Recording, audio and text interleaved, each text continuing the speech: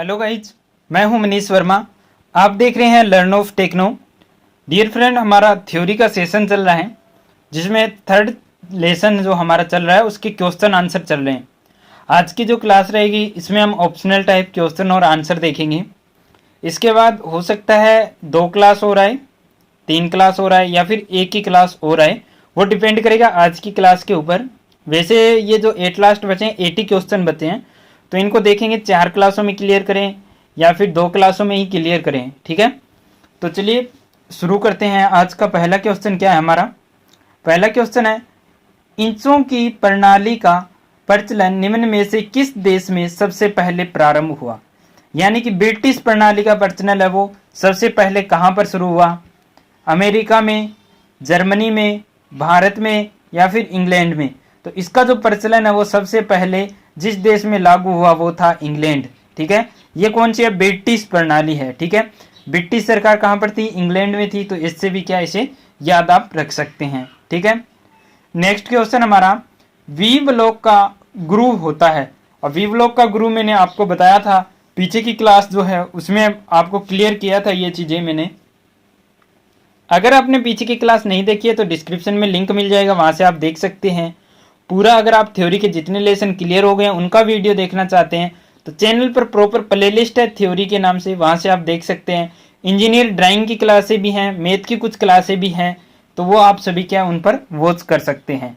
ठीक है, नेक्स्ट हमारा क्वेश्चन है, वी ब्लॉक का गुरु होता है। वी ब्लॉक का गुरु कितने डिग्री का होता है? 60 डिग्री, 90 डिग्री, 75 डिग्री या 120 डिग्री? तो वी गुरु कितने डिग्री का होता है?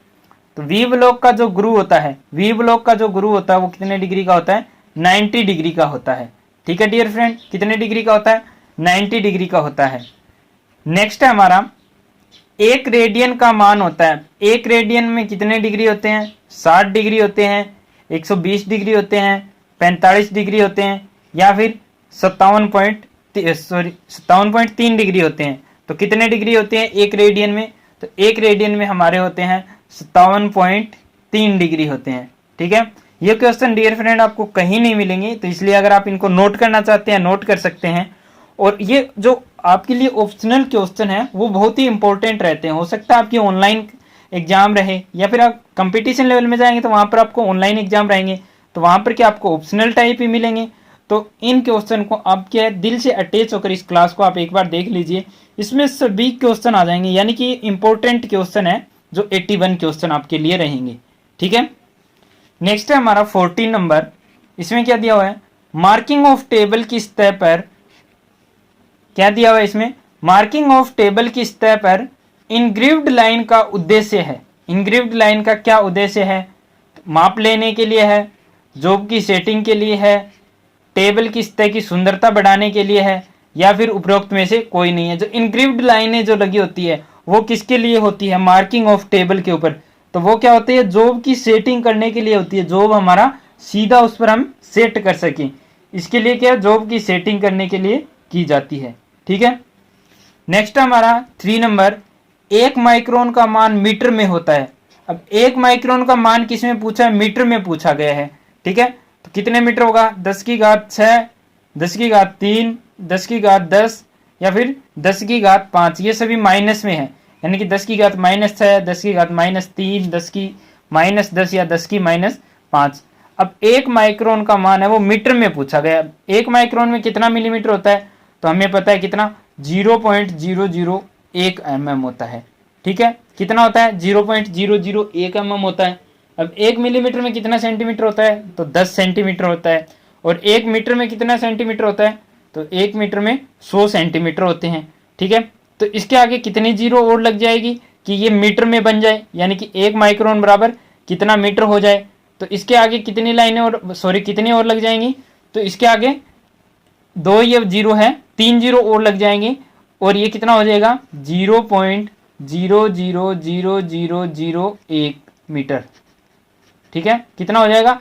0.00001 मीटर, क्योंकि 1 मीटर में कितना सेंटीमीटर होता है? 100 सेंटीमीटर होता है, 1000 मिलीमीटर होता है। तो 2 तो ये जीरो है और 1000 की कितनी हो गई? 3 जीरो और होगी 1000 की, तो 3 और 2 5 जीरो यहाँ पर आ गई, 1 यहाँ पर रह गया, तो कितना हो जाएगा? तो 1 2 1 2 3 4 5 6, तो 10 की घात -6 इसका आंसर है वो हमारा करेक्ट हो जाएगा। ठीक है डियर फ्रेंड, 3 नंबर का क्या आंसर हो जाएगा हमारा, 10 की घात -6 हमारा करेक्ट हो जाएगा। ठीक है, नेक्स्ट देख लेते हैं। नेक्स्ट है 15 नंबर, हैमर बाजार में मिलते हैं। हैमर है वो बाजार में किसके अनुसार मिलते हैं, पेन के अनुसार, भार के अनुसार, पेन के प्रकार व भार के अनुसार, या फिर मटेरियल के अनुसार। तो मैंने आपको हैमर का स्पेसिफिकेशन बताया था पीछे जो हम क्लासें क्लियर कर रहे थे कि हैमर का स्पेसिफिकेशन है वो किस प्रकार लिया जाता है। तो आप फटाफट से कमेंट कीजिए, अगर आपने पीछे की क्लास अगर वॉच किया है दिल से अटैच होकर, तो आप जरूर इसका आंसर है वो करेक्ट दे पाएंगे। ठीक है, तब तक के लिए हम देख लेते हैं 4 नंबर। इसमें क्या दिया हुआ है, मीट्रिक प्रणाली में लंबाई के माप का निर्धारण किया जाता है। मीट्रिक प्रणाली में क्या पूछी है, लंबाई की माप। पीछे की जो हमने क्लासें क्लियर की थी वहां किस में पूछी थी, ब्रिटिश प्रणाली में पूछी थी, जो क्या गज में होती है। ठीक है, अभी क्या पूछी है, मीट्रिक प्रणाली में पूछी है, किसकी माप, लंबाई की माप। अब मीट्रिक प्रणाली में लंबाई की माप किस में होती है, मीटर में होती है। ठीक है, किस में होती है, मीटर में होती है। तो बी आंसर हमारा इसमें करेक्ट हो जाएगा। ठीक है, 15 नंबर का आंसर होगा हमारा सी। जिन्होंने भी सी आंसर दिया वो उनका करेक्ट है, जिन्होंने सी आंसर नहीं दिया है तो ये इस चीज याद रखिए आगे से कि पेन के प्रकार और भार के अनुसार क्या है, हैमर का स्पेसिफिकेशन वो किया जाता है। यानी कि बाजार में अगर हम हैमर परचेज करने जाएंगे तो उसको पेन का प्रकार और भार बता देंगे शॉप दुकानदार को, तो क्या वो हमें उसी साइज का या वही हैमर है जो हमें चाहिए होता है वही हमें प्रोवाइड करवा देगा। ठीक है, नेक्स्ट है हमारा 5 नंबर, साधारण कैलिपर द्वारा माप मापा जाता है। जो हमारा साधारण कैलिपर होता है वो कौन सा होता है, indirect measuring tool, direct measuring tool, या फिर कंपैरिजन, यानी कि अप्रत्यक्ष, प्रत्यक्ष या फिर तुलनात्मक। तो जो साधारण कैलिपर हमारा होता है उसके द्वारा कैसी माप मापते हैं, तो जो कैलिपर होता है वो क्या होता है हमारा, इनडायरेक्ट मेजरिंग टूल होता है। ठीक है, नेक्स्ट है 16 नंबर, हैमर में आई होल रखा जाता है। अब हैमर में आई होल क्यों रखा जाता है, इसमें फर्स्ट में दिया है ताकि हैंडल में पचड़ लगाई जा सके, या फिर गोल सुराख तैयार करना कठिन होता है, इससे सुराख वो टेपर बनाया जा सकता है, या उपरोक्त में से कोई नहीं। तो हैमर में आई होल रखा जाता है। हैमर में आई होल वो क्यों रखा जाता है वही पूछा गया है, ताकि हैंडल में पचड़ लगाई जा सके, गोल सुराख तैयार करना कठिन होता है, या फिर इससे सुराख टेपर बनाया जा सकता है।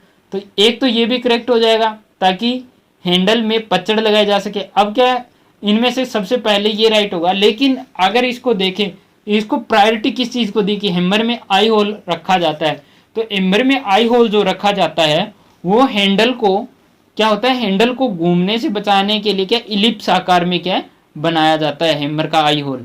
ठीक है, तो उसमें क्या होगा, हैंडल घूमेगा नहीं, हैंडल को घूमने से बचाने के लिए हैमर का आई होल बनाया जाता है। ठीक है डियर फ्रेंड, लेकिन वहां पर यहाँ पर क्या वो क्वेश्चन है नहीं, वो ऑप्शन हमारे पास नहीं है, तो इसलिए ए हमारा करेक्ट हो जाएगा। अगर वो ऑप्शन होता कि हैंडल को घूमने से बचाने के लिए इलिप्स आकार में बनाते हैं तो वही हमारा क्या होता, करेक्ट होता, उसी को हम क्या प्रायोरिटी देते। ठीक है डियर फ्रेंड, नेक्स्ट है हमारा 6 नंबर, साधारण कैलिपर बनाए जाते हैं। अब कैलिपर किस धातु के बनाए जाते हैं, पीछे की क्लास में हमने 2 से 3 बार इसको क्लियर किया था, तो आप फटाफट से कमेंट कीजिए किसके बनाए जाते हैं, हाई कार्बन स्टील के, माइल्ड स्टील के, कास्ट आयरन के, या फिर स्टेनलेस स्टील के। तो साधारण जो कैलिपर होते हैं वो किसके बनाए जाते हैं, माइल्ड स्टील के बनाए जाते हैं, और इसके पॉइंट को क्या कर दिया जाता है, केस हार्ड कर दिया जाता है। क्या कर दिया जाता है, केस हार्ड कर दिया जाता है, इसके पॉइंट को घिसने से बचाने के लिए। ठीक है, कई बार हाई कार्बन स्टील के भी बनाए जाते हैं, जिनको क्या करते हैं, हार्ड एवं टेम्पर करते हैं। क्या करते हैं, हार्ड एवं टेम्पर करते हैं, क्योंकि माइल्ड स्टील को हार्ड एवं टेम्पर करना आसान नहीं होता है। ठीक है, जबकि हाई कार्बन स्टील को क्या हम हार्ड एवं टेम्पर कर सकते हैं। ठीक है, माइल्ड स्टील को क्यों नहीं कर सकते, क्योंकि उसमें कार्बन की प्रतिशत मात्रा कम होती है। ठीक है, 0.35% तक कार्बन की प्रतिशत मात्रा रहती है, जिसके हिसाब से उसको क्या है हम हार्ड नहीं कर सकते हैं। ठीक है, नेक्स्ट है हमारा 1 मीटर में डेसीमीटर होते हैं। 1 मीटर में डेसीमीटर पूछा है, 1 मीटर में डेसीमीटर कितने होते हैं, 1 मीटर में 100 सेंटीमीटर होते हैं, 10 डेसीमीटर होते हैं। ठीक है डियर फ्रेंड, कितने डेसीमीटर होंगे, 1 मीटर में कितने डेसीमीटर होंगे, तो 10 डेसीमीटर होंगे।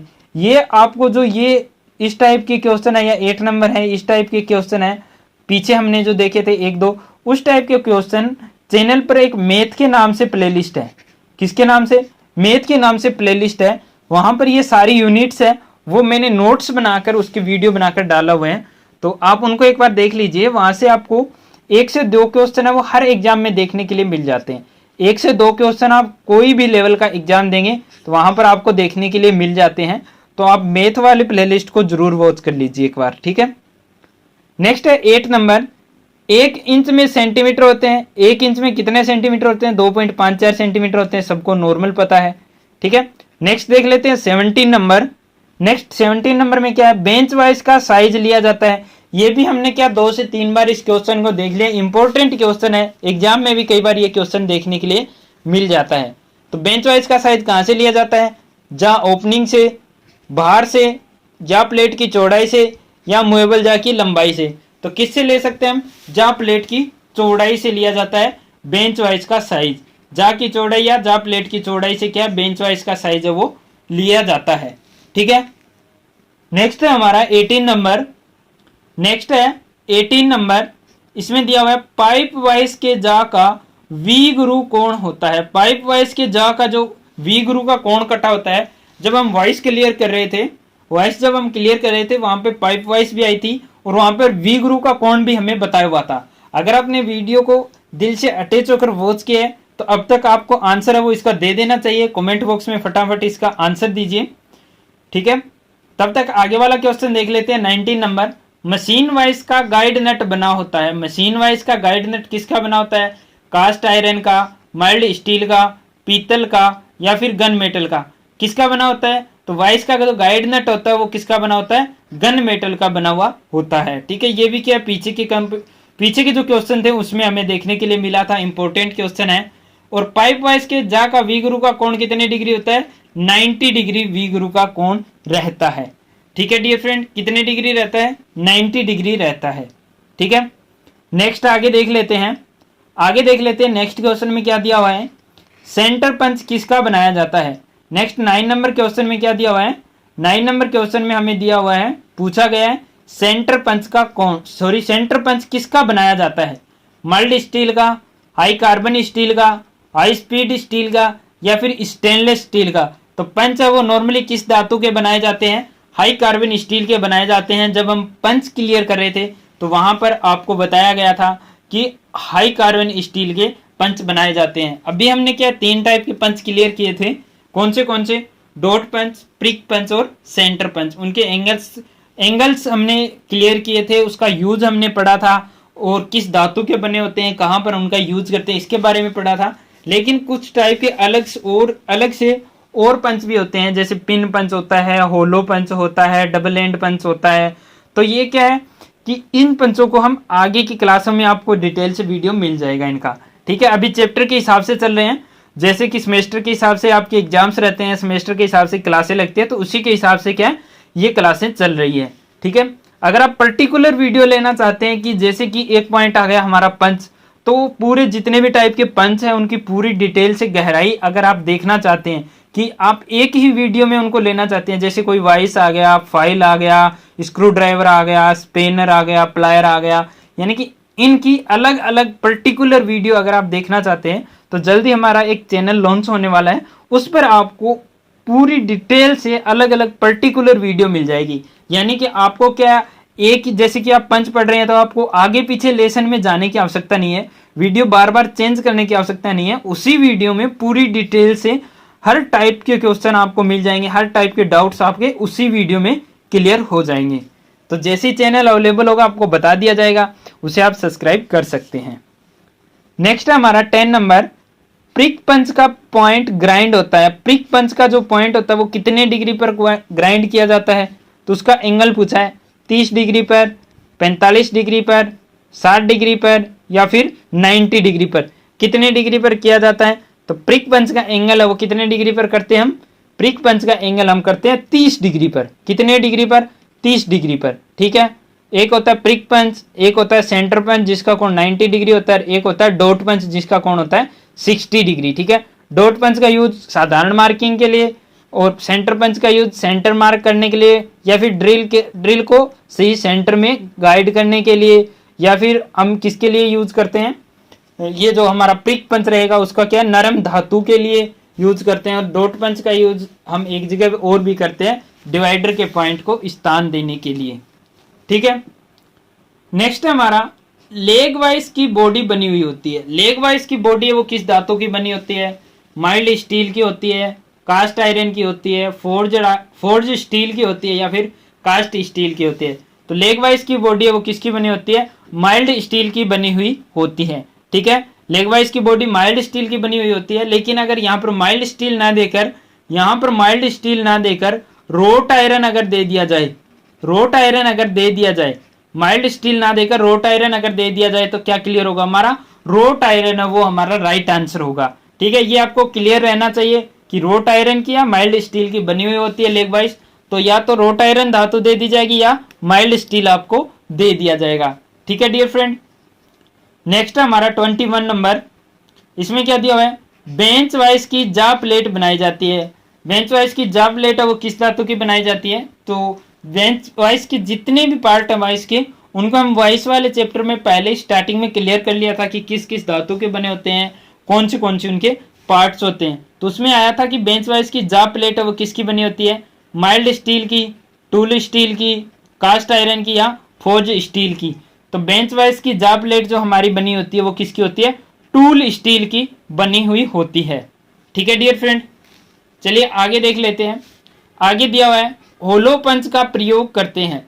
होलो पंच का यूज है वो कहाँ पर किया जाता है? जैसे कि मैंने आपको बताया था कि प्रिक पंच, सेंटर पंच, डॉट पंच के अलावा कुछ और पंच भी होते हैं। तो उसमें पूछा गया कि होलो पंच का यूज है वो कहाँ पर करते हैं? तो होलो पंच का यूज गर्म लोहे में सुराख करने के लिए, या फिर पतली सीटों में से वासर काटने के लिए, या फिर सेंटर ज्ञात करने के लिए, उपरोक्त में से कोई नहीं।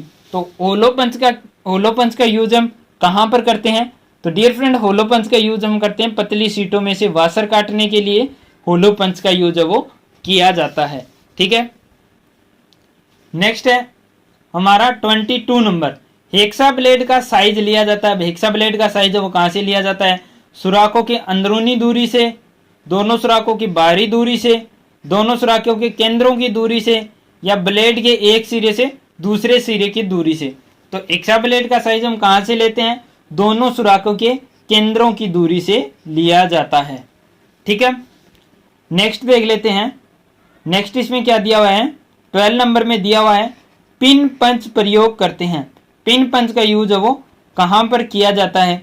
पिन पंच का यूज है वो कहाँ पर किया जाता है? डोवल पिन या टेपर पिन बाहर निकालने के लिए, गर्म धातु में सुराख करने के लिए, मार्किंग को पक्का करने के लिए, या फिर उपरोक्त में से कोई नहीं। अब पिन पंच का यूज पूछा, नाम के अकॉर्डिंग इसका क्या रहेगा? काम रहेगा। तो पिन पंच का यूज है वो किस लिए किया जाता है? तो पिन पंच का यूज है वो डोवल पिन और टेपर पिन को बाहर निकालने के लिए पिन पंच का यूज है वो किया जाता है। ठीक है, नेक्स्ट है 23 नंबर, हेक्सा ब्लेड बनाए जाते हैं। अब हेक्सा ब्लेड है वो किस किस धातु के बनाए जाते हैं? तो वही इसमें पूछा गया है कि हाई कार्बन स्टील के बनाए जाते हैं, या कार्बन स्टील के बनाए जाते हैं, या स्प्रिंग स्टील के बनाए जाते हैं, या फिर माइल्ड स्टील के बनाए जाते हैं। तो हेक्सा ब्लेड है वो किसके बनाए जाते हैं? Hexa blade high carbon steel के बनाकर उनको हार्ड एवं टेम्पर कर दिया जाता है। कई ब्लेड होते हैं वो ऑल हार्ड होते हैं, कई फ्लेक्सिबल हार्ड भी रहते हैं हेक्सा ब्लेड। ठीक है, वो कार्य के अनुसार हमारा डिपेंड करता है कि हम ऑल हार्ड यूज करें या फिर फ्लेक्सिबल हार्ड हम यूज करें। ठीक है डियर फ्रेंड, चलिए नेक्स्ट देख लेते हैं। नेक्स्ट में क्या दिया हुआ है? नेक्स्ट है हमारा 24 नंबर। नेक्स्ट क्या है? 24 नंबर, इसमें दिया हुआ है स्टेगर्ड सेट की पिच होती है। स्टेगर्ड सेट की पिच कितनी होती है? स्टेगर्ड सेट की पिच कितनी होती है? तो 0.5 mm से 1 mm तक, 1 mm से 1.8 mm तक, 0.8 mm से 1 mm तक, या फिर 1.5 से 2 mm तक। तो 1.5 से 2 mm वाला तो होगा नहीं। अब ये रह गए 3, इनमें से स्टेगर्ड सेट की पिच कौन सी है? तो डियर फ्रेंड, हमारी स्टेगर्ड सेट की जो इसमें से पिच रहेगी वो रहेगी हमारी 1 mm से 1.8 mm तक। और 0.8 से 0.8 से 1 mm तक कौन सी रहती है? वेव सेट रहती है। ठीक है, और 1 mm से 1.8 तक स्टेगर्ड सेट हमारा रहता है। ठीक है, नेक्स्ट है हमारा 35 नंबर, इस प्रकार के दांते रेती के फेस पर तेज नुकीले व कतार में होते हैं। इसका प्रयोग लकड़ी, चमड़ा व अन्य नरम पदार्थों को रेतने के लिए करते हैं। इस रेती को क्या कहते हैं, इस फाइल को क्या कहते हैं। अब डियर फ्रेंड थोड़ी सी डेफिनेशन है, इसको गहराई से पढ़िए, डेफिनेशन को थोड़ा गहराई से पढ़िए, आपको क्लियर समझ में आ जाएगा कि इस प्रकार के दांते रेती के फेस पर तेज नुकीले व एक कतार में होते हैं। एक कतार में किसके होते हैं, तेज नुकीले भी होते हैं, एक कतार में क्या दांते रहते हैं, तेज नुकीले भी रहते हैं, एक कतार में क्या होते हैं, दांते ऐसे ऐसे बने हुए होते हैं। आगे इसमें क्या दिया है, इसका प्रयोग लकड़ी, चमड़ा व अन्य नरम पदार्थों को रेतने के लिए किया जाता है। लकड़ी या फिर नरम पदार्थ, चमड़ा आदि को रेतने के लिए, फाइलिंग करने के लिए इसका यूज करते हैं। तो इस प्रकार के दांते हैं वो किस फाइल पर हमारे कटे होते हैं नॉर्मली, तो इसमें पूछा है सिंगल कट फाइल में, डबल कट फाइल में, रास्प या रुक्स कट फाइल में, या फिर कवर्ड कट फाइल में। तो किस में कटे होते हैं, तो इस प्रकार के दांते हमारे कटे होते हैं रास्प कट फाइल पर। ये क्वेश्चन है, ये कंपटीशन लेवल में पूछ लिया जाता है, लगभग इसके चांसेस रहते हैं। तो ये वेरी वेरी इंपॉर्टेंट क्वेश्चन है, आप इसको नोट कर सकते हैं, ठीक है। नेक्स्ट है 36 नंबर, निम्न में से किस हैमर का प्रयोग भारी फोर्जिंग कार्य में किया जाता है। किस हैमर का प्रयोग भारी फोर्जिंग कार्यों के लिए किया जाता है, बॉल पेन हैमर का, क्रॉस पेन हैमर का, स्ट्रेट पेन हैमर का, या फिर स्लेज हैमर का। तो भारी फोर्जिंग कार्यों के लिए किस हैमर का यूज करते हैं, नॉर्मली सभी को पता है किसका, स्लेज हैमर का यूज हम करते हैं। तो डी आंसर हमारा इसमें करेक्ट हो जाएगा, ठीक है। नेक्स्ट है हमारा 25 नंबर। 25 नंबर में क्या दिया हुआ, वेव सेट की पिच क्या होती है। 24 में पूछा था स्टेगर्ड सेट की पिच, और 25 में पूछा हमसे वेव सेट की पिच क्या होती है। तो वेव सेट की पिच क्या होती है, जैसे कि मैंने आपको पीछे की क्लास में आपको बताया था, पीछे के इस क्वेश्चन में 24 में बताया था मैंने, वेव सेट का भी पिच बताया था और स्टेगर्ड सेट का भी पिच बताया था।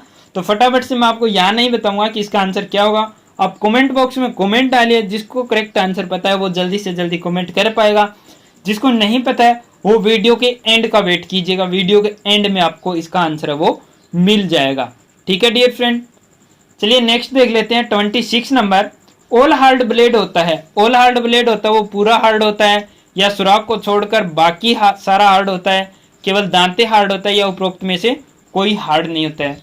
तो ऑल हार्ड जो हमारा ब्लेड होता है, ऑल हार्ड जो हमारा ब्लेड होता है वो सुराखों को छोड़कर बाकी पूरा भाग वो हार्ड रखा जाता है। लेकिन फ्लेक्सिबल हार्ड में क्या किए जाते हैं, केवल दांते हार्ड किए जाते हैं। तो इसका आंसर हमारा क्या हो जाएगा, बी आंसर इसका हमारा करेक्ट हो जाएगा, सुराखों को छोड़कर बाकी भाग वो हार्ड किया जाता है, ठीक है। नेक्स्ट है 37 नंबर। नरम क्लैंप को बेंच वाइस में धातु चादर की क्लैंपिंग में प्रयोग किया जाता है। अब नरम क्लैंप को बेंच वाइस में धातु चादर की क्लैंपिंग के लिए प्रयोग किया जाता है। तो किस लिए हम क्लैंप का यूज करते हैं, वही पूछा है कि यह टूटने से रोकता है, यह मुड़ने से रोकता है, यह घिसाव को रोकता है, यह उच्च यथार्थता या शुद्धता देता है। तो क्लैंप का क्या यूज रहता है, क्लैंप हम क्यों यूज करते हैं बेंच वाइस पर, तो क्लैंप हम यूज करते हैं बेंच वाइस पर किसके लिए, शुद्धता के लिए। क्योंकि अगर क्लैंप यूज करके हम जॉब को टाइट करेंगे तो क्या होगे, जो हमारे जो जा प्लेट होती है उस पर जो दांतों के निशान बने हुए होते हैं वो हमारे जॉब पर नहीं लगेंगे और हमारा जॉब है वो शुद्ध रहेगा, ठीक है। नेक्स्ट है 38 नंबर। 38 नंबर में क्या है, किस ग्रेड की रेती द्वारा अधिक मात्रा में धातु तुरंत हटाई जाती है। अब किस फाइल के द्वारा है वो अधिक मात्रा में धातु वो जल्दी जल्दी हटाई जाती है, डेड स्मूथ फाइल से, स्मूथ फाइल से, रफ फाइल से, या फिर सेकंड कट फाइल से। तो सबसे ज्यादा किससे हटाई जाएगी अधिक मात्रा में धातु, डियर फ्रेंड हमें नॉर्मली पता है कि किससे, रफ फाइल से क्या होगी, सबसे ज्यादा धातु वो हटाई जाती है, ठीक है। चलिए नेक्स्ट देख लेते हैं, नेक्स्ट में क्या दिया हुआ है, नेक्स्ट में क्या दिया हुआ हमारा, तो नेक्स्ट है हमारा 27 नंबर। 27 नंबर में क्या दिया हुआ है, 27 नंबर में दिया हुआ है पतली पाइप काटने के लिए प्रयोग किया जाता है।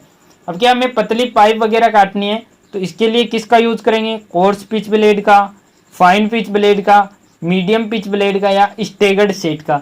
तो कौन सी पिच ब्लेड का यूज है वो हम पतली पाइप काटने के लिए करते हैं। तो पतली पाइप काटने के लिए हम किसका यूज करेंगे, फाइन पिच ब्लेड का यूज है वो करेंगे, क्योंकि हमारे धातु की सतह पर ब्लेड के मिनिमम 2 दांते टिकने चाहिए, मिनिमम 2 दांते टिकने चाहिए, तभी वो अच्छे से कटिंग कर पाएगा, ठीक है।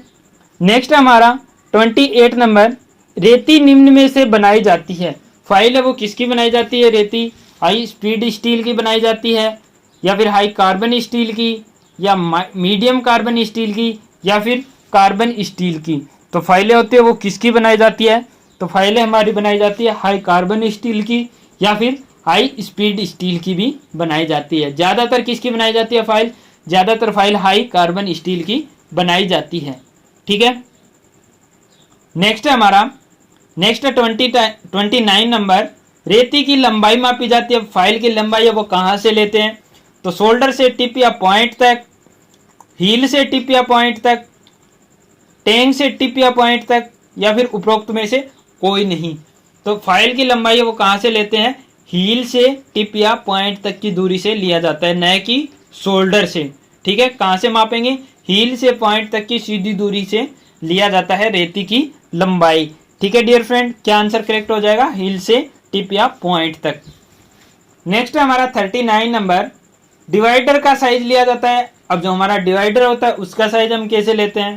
तो इसमें फर्स्ट में है, पूरा खोलने पर दोनों टांगों के बीच की दूरी से, या फिर दोनों टांगों की कुल लंबाई से, या फिर वर्किंग पॉइंट से पिवट के केंद्र तक की दूरी से, या फिर बिना पॉइंट के टांगों की कुल लंबाई से। तो डिवाइडर का साइज है वो कहाँ से लेते हैं? तो वर्किंग पॉइंट और पिवट के केंद्र तक, पिवट के केंद्र है यहाँ पर, क्या होगा? पिवट के केंद्र, पिवट या रिवेट के केंद्र तक। ठीक है, पिवट के केंद्र तक की दूरी से लिया जाता है। ठीक है, नेक्स्ट है हमारा 40 नंबर, यदि एक मरीज मुंह से श्वसन प्रक्रिया से सही नहीं करे तो प्राथमिक उपचार को नियमानुसार करना चाहिए। यानी कि एक जो मरीज है उसको क्या है कि जो श्वसन है वो सही नहीं आ रहा है, समास सही नहीं आ रहा है, श्वसन प्रक्रिया सही नहीं हो रही है, तो उसके लिए प्राथमिक उपचार हमें क्या करना चाहिए? तुरंत चिकित्सा सहायता ढूंढें, टूटी हड्डियों को देखें, शरीर को कंबल से गर्म रखें, या नाड़ी और नेत्र चक्षु की जांच करें।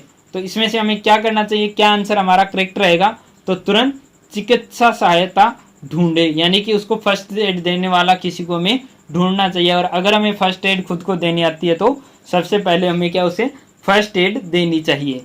ठीक है, नेक्स्ट है हमारा, नाइफ एज फाइल का क्रॉस सेक्शन कोण होता है। नाइफ एज का फाइल का क्रॉस सेक्शन एज कितना डिग्री का होता है? पीछे की क्लास में मैंने आपको क्लियर किया था कितने डिग्री का होता है डियर फ्रेंड, ये होता है हमारा 10 डिग्री का रहता है। ठीक है, नेक्स्ट है 41 नंबर, नेक्स्ट है 41 नंबर, इसमें क्या दिया हुआ है?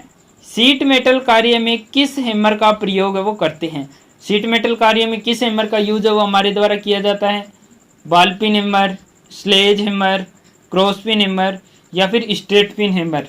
तो किस हैमर का यूज है वो सीट मेटल कार्य के लिए करेंगे। तो किस हैमर का यूज किया जाता है? सीट मेटल कार्य के लिए हमारा यूज जो किया जाता है वो क्रॉस पेन या स्ट्रेट पेन हैमर है वो यूज करते हैं, या बॉल पेन भी यूज कर सकते हैं। लेकिन यहाँ पर जो सबसे करेक्ट आंसर जो रहेगा, सीट मेटल शॉप में हम किसका यूज करते हैं? मेलेट का यूज है वो किया जाता है, मेलेट का यूज है वो किया जाता है, क्योंकि मेलेट के द्वारा क्या होते हैं? हमारे धातु के स्तर पर क्या है? निशान नहीं पड़ते हैं। ठीक है, नेक्स्ट इसमें देख लेते हैं 31 नंबर, नेक्स्ट इसमें देख लेते हैं 31 नंबर। अभी क्या है, इतने ही क्वेश्चन करेंगे, 41 से आगे नहीं करेंगे। तो एक साइड के क्वेश्चन देख लेते हैं हम, एक साइड के क्वेश्चन देख लेते हैं। 31 नंबर में है, हैंड फाइल होती है। हैंड फाइल कौन सी होती है? चौड़ाई में जो टेपर होती है, मोटाई में समांतर होती है, या चौड़ाई में समांतर होती है, या चौड़ाई में समांतर और मोटाई में टेपर होती है। तो हमारी हैंड फाइल है वो कैसी होती है? वो चौड़ाई में समांतर और मोटाई में क्या होती है? टेपर रहती है। और इसके साथ में हैंड फाइल के एक सिरे पर दांते नहीं कटे होते हैं, इसके लिए इस फाइल का दूसरा नाम क्या होता है? Safe edge file. दूसरा नाम क्या होता है? सेफ एज फाइल भी हैंड फाइल को बोलते हैं। ठीक है, नेक्स्ट है हमारा रेती पर सिंगल कट दांते कटे होते हैं। फाइल पर जो हमारे सिंगल कट दांते कटे होते हैं वो कितने डिग्री के कोण पर कटे होते हैं? तो 70 डिग्री के कोण पर, 60 डिग्री के कोण पर, 45 डिग्री के कोण पर, या फिर 30 डिग्री के कोण पर। तो फाइल पर जो सिंगल कट दांते जो हमारे कटे हुए होते हैं वो हमारे कटे होते हैं 60 डिग्री के कोण पर। ठीक है, नेक्स्ट है डबल कट रेती में ओवर कट कटे होते हैं। अब डबल कट जो रहती है इसमें क्या होता है? एक अप कट होता है और दूसरा क्या होता है? हमारा ओवर कट होता है। तो अप कट जो कटा होता है वो 51 डिग्री के कोण पर कटा होता है। अप कट कितने डिग्री पर होता है? 51 डिग्री के कोण पर कटा होता है। लेकिन इसमें क्या पूछा गया, ओवर कट कितने डिग्री पर कटा होता है? तो ओवर कट कितने डिग्री पर कटा होता है? 55 डिग्री पर, 45 डिग्री पर, 70 डिग्री पर या फिर 60 डिग्री पर। तो ओवर कट जानते हैं वो कितने डिग्री पर कटे होते हैं? ओवर कट जानते 70 डिग्री के कोण पर कटे हुए होते हैं। कितने डिग्री पर? 70 डिग्री के कोण पर क्या है? कटे हुए होते हैं। ठीक है, नेक्स्ट हमारा क्या क्वेश्चन है? नेक्स्ट हमारा क्वेश्चन है डबल कट रेती में अप कट होते हैं। अब डबल कट रेती में क्या अप कट का पूछ लिया। अप कट का एंगल मैंने आपको जस्ट अभी क्लियर किया था, कितना? 51 डिग्री हमारा क्या हो जाएगा इसमें? राइट आंसर हो जाएगा। ठीक है, 51 डिग्री हमारा क्या हो जाएगा? राइट आंसर हो जाएगा। ठीक है, अभी चलिए आपको उस क्वेश्चन का आंसर बता देता हूँ। क्वेश्चन भी आपको एक बार फिर से दिखा देता हूँ कि उस क्वेश्चन का क्या आंसर रहेगा। ठीक है, क्वेश्चन देख लेते हैं। क्वेश्चन देख लेते हैं कि इसमें क्या पूछा गया है, वेव सेट की पिच क्या होती है। क्या पूछा है 25 नंबर में, वेव सेट की पिच क्या होती है। वेव सेट की पिच मैंने अभी 24 नंबर जो हमने हल किया था उसमें क्या बताया था, वेव सेट की पिच कितनी रहती है? 0.8 mm से 1 mm तक वेव सेट की पिच वो हमारी रहती है। कितने से? 0.8 से 1 mm तक क्या होती है? वेव सेट की पिच रहती है। और स्टेगर्ड सेट की कितनी रहती है? 1 mm से 1.8 mm तक रहती है। 1.8 mm तक रहती है। ठीक है, तो आज की वीडियो में बस इतना ही। अगर आपको वीडियो अच्छा लगता है तो ज़्यादा से ज़्यादा आप इसे शेयर कर दीजिए। और अगर आप न्यू व्यूवर है, चैनल को अभी तक सब्सक्राइब नहीं किया है तो सब्सक्राइब कर लीजिए। याद रखिए हर शाम 8 बजे आपको मिलेगा एक नया वीडियो ओनली हमारे चैनल पर। तो आप हर शाम 8 बजे विजिट करना ना भूलें। ठीक है, thanks for watching and bye bye.